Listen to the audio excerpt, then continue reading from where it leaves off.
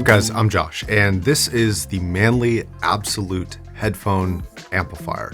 Before we get into this, quick thank you to the viewer who sent this out. He chooses to remain anonymous, but you know who you are. Thank you very much. Now this Absolute Headphone Amplifier does have an absolutely ludicrous price tag. It's about $4,500.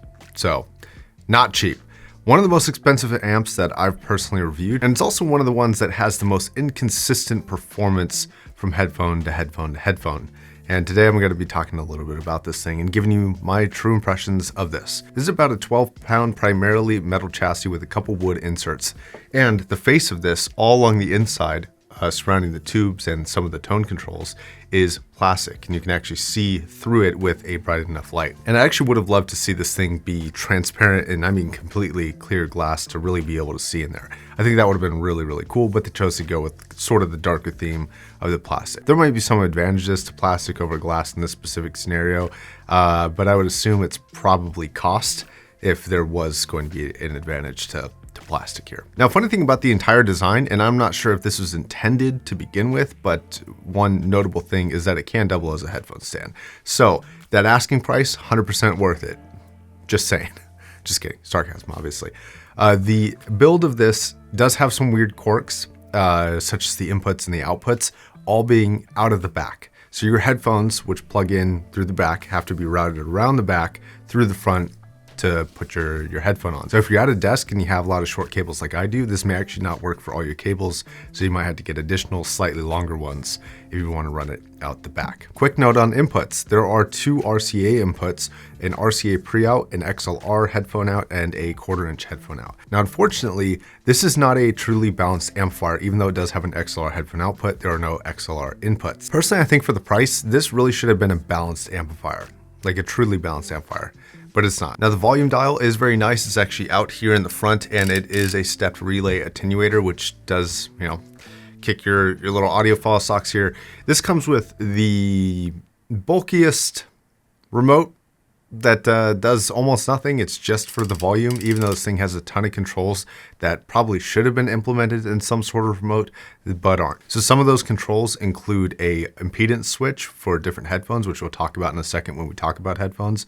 Also tone controls for bass and treble response, as well as some kind of cool niche features like a mono versus stereo switch between the two.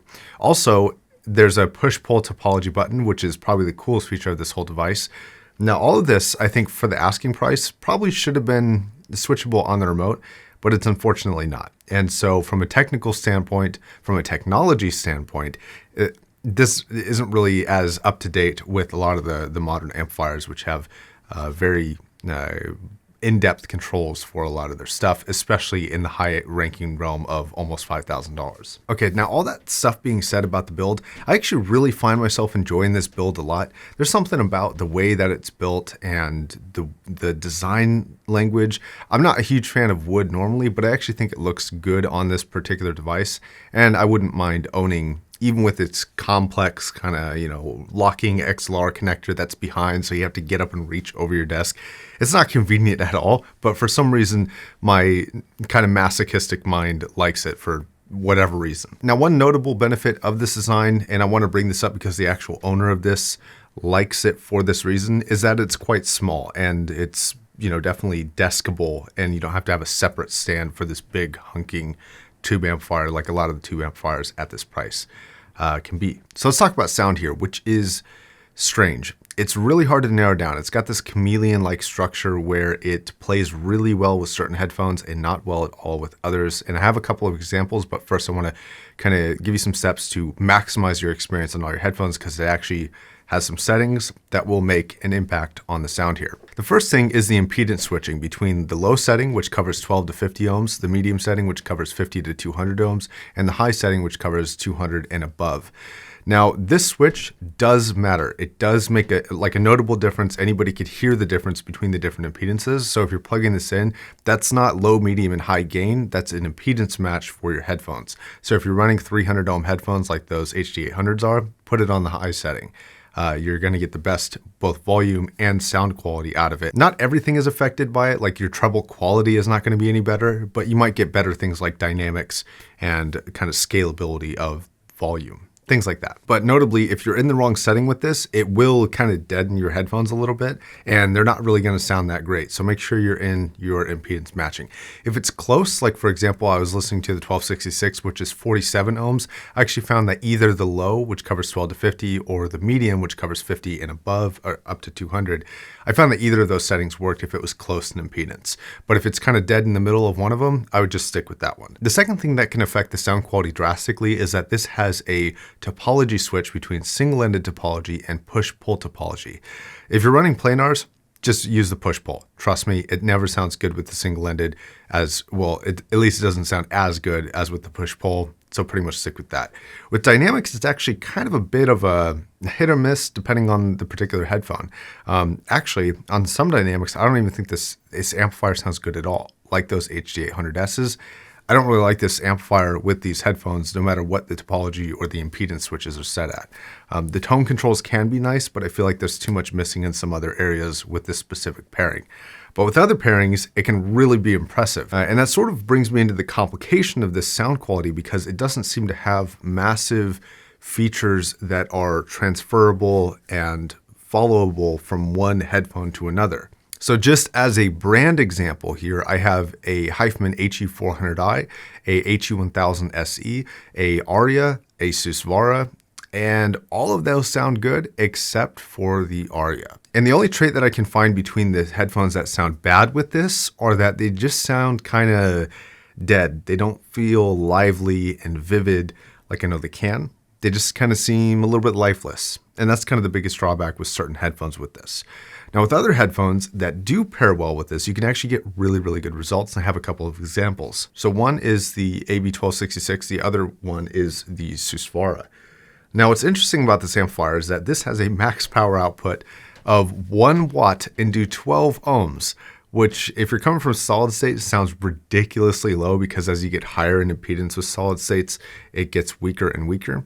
And if this has a max power output of 1 watt into 12 ohms, I don't think it has a lot of power in the higher impedances for wattage. But this does run a pretty high voltage output, so you can actually run even really demanding planars like this Susvara pretty well. So when things are good with this, what can you get out of this thing?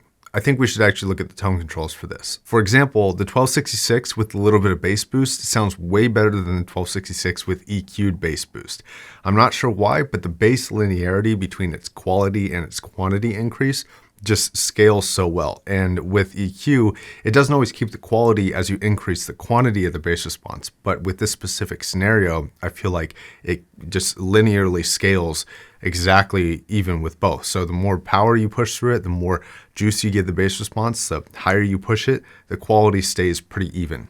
And I think that's directly due to the amplifier's capability in this region, and it actually performs really, really well here. Some minor downsides, and I talk about this in the overkill audiophile build that I did with both the headphone and that amplifier, is that the timbre characteristics in the treble response are a little limited. They're not as dynamic and vivid as some of the other solid states that I've listened to this headphone with. And I felt like that was one of the only downsides. And that was actually a slight characteristic that transferred from the 1266 to the Susvara. Now the Susvara is in the same boat as the AB1266. This amplifier does a really good job of implementing a sound enhancement without changing the characteristics of that particular headphone. So the headphones that sound super analytical, like the 1266, they still sound analytical, but they have a little bit extra life throughout the mid-range and the bass response. And that's without even including the tone controls. But then you go to something that's not really a super analytical beast like the Susvara, and it still has all the natures of a Susvara, very well-rounded. It's got a good picture of everything, but you feel a little bit of that added warmth. And with my specific Susvara that has a 1 dB channel imbalance all across the board, the Manley amp comes in to save the day with a balance dial, which can actually adjust the sound to be pushing to one side or the other a little bit more. So these were a couple of examples of things that I felt like played really, really good with it and really not so great with it, at least for the cost. And I think that's kind of my conclusion here.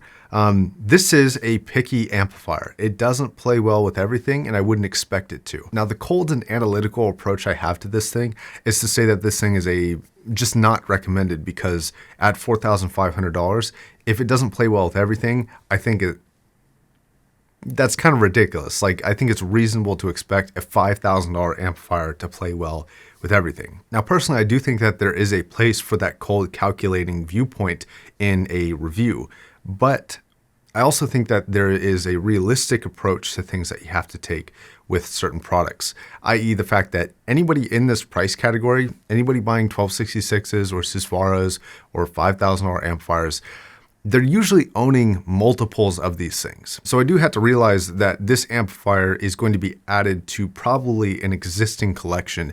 In that particular case, I do think that with the right pairings, it sounds awesome and would make a good addition to a collection at an extreme price tag. But I think if you're looking at this as a single amplifier or any form of reference point, I would probably skip this one and look towards a lot of other things, actually. Okay, now that being said, personally, I really enjoyed my time with this thing. I think it's interesting to run through all the pros and the cons of devices like this. I just find that aspect of reviewing and analyzing really, really fascinating. And I do feel like I have to say that I think that this thing sounds pretty wonderful. But I think you have to analyze something like this with a certain amount of kind of analysis towards a buying recommendation, saying like, all right, yes, it sounds good, but am I getting something that sounds $5,000 good? And I don't really think so with this amplifier, even though I do really enjoy it. But I think this is one of those reviews where I had to put what is recommended over my preferences, and that's going to be kind of the result of this review. I think it's a good unit personally, but I can't really recommend purchasing it for the vast majority of people, unless you are some of those very select people who have a lot of other stuff. Okay, guys, I think that's going to wrap it up. Thank you very much for watching. Until then, my name is Josh, signing off.